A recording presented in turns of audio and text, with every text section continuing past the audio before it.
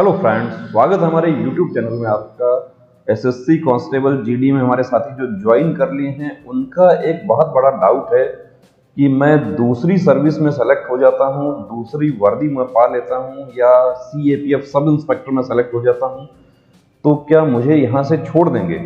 देखिए, आपको रिजाइन करना होगा। छोड़ने के लिए आप 2 दिन बाद भी वापस जाते हैं तो आपको एप्लीकेशन देनी होती है। उसमें अभी सिंपल एप्लीकेशन लिखवाया जा रहा है कि मैं स्वेच्छा से जाना चाह रहा हूं, लेकिन आप वेतन ले लेते हैं या आपकी ट्रेनिंग शुरू हो जाती है तो उसका क्या प्रोसीजर है कि आप रिजाइन करते हैं तो आपको 3 मंथ सैलरी या ट्रेनिंग कॉस्ट जो भी ज्यादा हो, जैसे हमारे बीएसएफ ट्रेड्समैन के जो साथी जो ज्वाइन किए थे 1 दिसंबर को, उनको सैलरी मिल गई है लेकिन उनकी ट्रेनिंग अभी शुरू नहीं हुई है। तो वो यदि रिजाइन करते हैं तो उनको 3 महीने का वेतन देना पड़ेगा क्योंकि अभी तो ट्रेनिंग शुरू नहीं हुई है।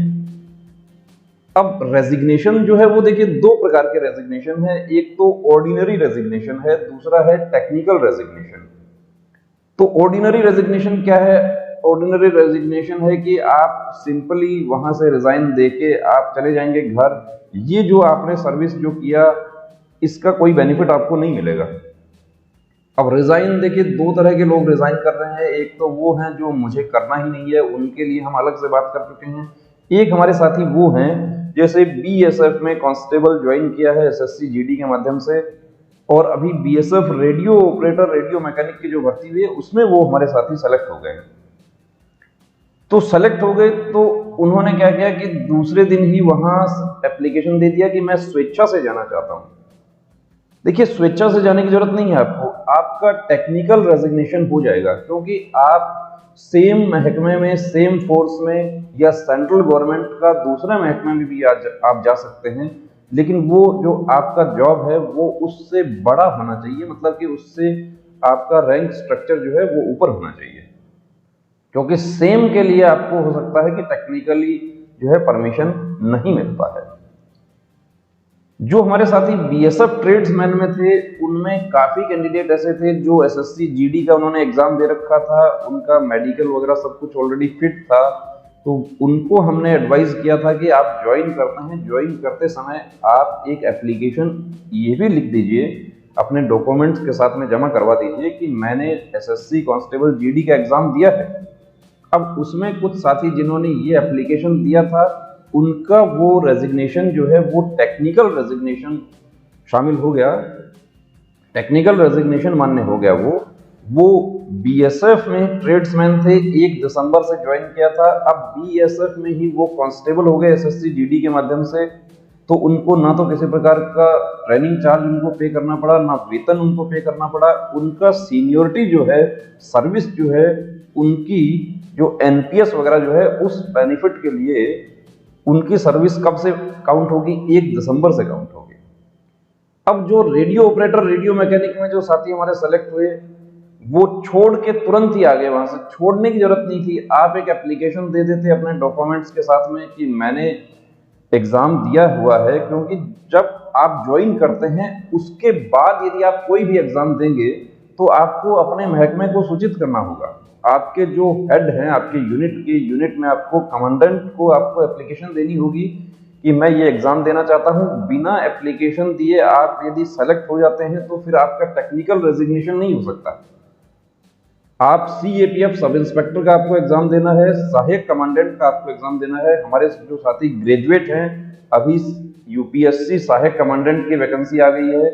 आप एग्जाम देने के लिए आप एक एप्लीकेशन अपना ट्रेनिंग सेंटर में या यूनिट में जहां पर भी हैं, आप ट्रेनिंग सेंटर में हैं, आप ट्रेनिंग सेंटर के जो भी हेड हैं, आईजी हैं, डीआईजी हैं, उनके नाम से एक एप्लीकेशन जाएगी और वो एप्लीकेशन से आपको परमिशन मिल जाएगा। उस परमिशन से देखिए एक फायदा तो ये होगा कि आपको एग्जाम देने के लिए छुट्टी मिल जाएगी। आपको वो एग्जाम कभी भी आता है, जब भी आता है, मई में आता है, जून में आता है, जब आता है आपको, आप जो सेंटर मांगते हैं उस सेंटर तक पहुंचने के लिए आपको छुट्टी दी जाएगी आपको। लेकिन ऐसा नहीं है कि छुट्टी लेके आप घर चले जाएं और एग्जाम देने नहीं जाएं, एग्जाम देना ही पड़ेगा। छुट्टी एग्जाम के नाम पे ले रहे हैं, वरना तो आपकी इंक्वायरी हो जाएगी वहां पे। और फौज में 2 चीजों से जरूर बचना है, एक तो चुगली से और दूसरा इंक्वायरी से, दोनों से ही बच के रहना है। उसके बारे में हम डिटेल में बात करेंगे। यहाँ हम बात कर रहे हैं टेक्निकल रेजिग्नेशन क्या है। तो देखिए, टेक्निकल रेजिग्नेशन की परिभाषा ये है कि जब एक गवर्नमेंट सर्वेंट प्रॉपर चैनल से सेम या दूसरे किसी विभाग में आवेदन करता है तो उसे नौकरी से इस्तीफा देना होता है। प्रशासनिक कारणों से जो इस्तीफा दिया जाता है उसे टेक्निकल रेजिग्नेशन कहते हैं। एक हमारे साथी CAPF में सब इंस्पेक्टर हैं, सपोज कीजिए कि BSF में सब इंस्पेक्टर हैं। अब CAPF सहायक कमांडेंट का एग्जाम देना है, डॉक्यूमेंट्स आपके जमा है, आपको डॉक्यूमेंट लेने के लिए भी आपको एप्लीकेशन देना होगा। तो आपको सहायक कमांडेंट का एग्जाम देना है, आप प्रॉपर चैनल से एप्लीकेशन लगाइए, यानी आपको कमांडेंट के यहाँ पे एप्लीकेशन देना होगा। अब एप्लीकेशन कैसे देना होगा, आप कंपनी में है, कंपनी बाबू को आप एप्लीकेशन दे दीजिए कमांडेंट के नाम से और एक कॉपी जो है उस पर रिसीविंग ले लीजिए, आपकी एप्लीकेशन कमांडेंट के ऑफिस में पहुंच जाएगी। ट्रेनिंग सेंटर में आप लोग हैं, आप अपना CHM सर को एप्लीकेशन दे दीजिए, कोई प्रॉब्लम नहीं है, आपकी एप्लीकेशन पहुंच जाएगी। तो घबराने की जरूरत नहीं है। ऐसा नहीं है कि आप वहां पर चले गए हैं तो आप दूसरी सर्विस के लिए पढ़ाई नहीं कर सकते, आप दूसरी सर्विस में नहीं जा सकते, आप सब इंस्पेक्टर के लिए एग्जाम नहीं दे सकते, या आपने sub inspector CAPF sub inspector का ऑलरेडी आपने दे रखा है और आपका मेडिकल वगैरह सब कंप्लीट हो रखा है, आप या आपने CGL का दे रखा है, आपने MTS का दे रखा है, आपने कंबाइंड हायर सेकेंडरी लेवल का आपने दे रखा है, आपने CISF हेड कांस्टेबल का आपने फॉर्म फिल किया हुआ है, आपने फॉर्म फिल किया हुआ है तो भी आप आवेदन, अब जब आप ज्वाइन करते हैं उस समय आप एप्लीकेशन दे सकते हैं कि मैंने CISF हेड कांस्टेबल के लिए मैंने आवेदन किया हुआ है, उसमें मेरा फिजिकल हो चुका है। आप कॉल लेटर की कॉपी साथ में अटैच कर सकते हैं और जब एग्जाम आएगा उस समय उस एप्लीकेशन के आधार पर आपको छुट्टी मिल जाएगी। अब बात एक आती है कि मैं स्टेट पुलिस की जो सर्विसेज हैं उसमें भी क्या टेक्निकल रेजिग्नेशन होता है। देखिए, उसके लिए हम अलग से आपको डिटेल में वीडियो बना के बताएंगे। तो आपने यदि ज्वाइन करने से पहले कोई एग्जाम दिया है, आपका सब कुछ फाइनल हो चुका है या आपका रिटन एग्जाम बचा हुआ है, तो उसके लिए आप एक एप्लीकेशन आप लगा दीजिए अपने ज्वाइनिंग के साथ में। अपने डॉक्यूमेंट्स जब आपके जमा होते हैं उसके साथ में एक एप्लीकेशन दे दीजिए। आपने स्टेट पुलिस का दिया है, आपने बैंक का दिया है, कोई भी दिया है, तो आप एप्लीकेशन दे दीजिए ताकि उसके आधार पर आपका यदि टेक्निकल रेजिग्नेशन भी नहीं होता है तो आपको छुट्टी मिलने में सहूलियत हो जाएगी। तो वीडियो आपको कैसा लगा कमेंट करके जरूर बताएं। यदि आपका भी कोई ऐसा पॉइंट है तो आप हमारे साथ डिस्कस कर सकते हैं। नीचे हमारा नंबर है, उस पर आप व्हाट्सएप मैसेज कीजिए और जानकारी के अभाव में अपना नुकसान नहीं करवा लेना है। जैसे कि हमारे जो साथी BSF RORM में सेलेक्ट हो गए, लेकिन वो CRPF में उन्होंने ज्वाइन किया था, अब कांस्टेबल से हेड कांस्टेबल में जाएंगे तो टेक्निकल रेजिग्नेशन बिल्कुल हो जाएगा।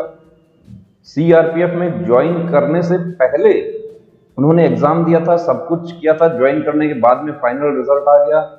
यदि एक एप्लीकेशन वो दे देते या वहां पर अपने कंपनी कमांडर से या अपने CHM सर से इसके बारे में बात करते हो तो हो सकता है उनका सॉल्यूशन हो जाता है, क्योंकि अब जब तक RORM का ज्वाइनिंग होगा तब तक उनका नुकसान हो गया, वेतन मिल जाता उनको 2 महीने का।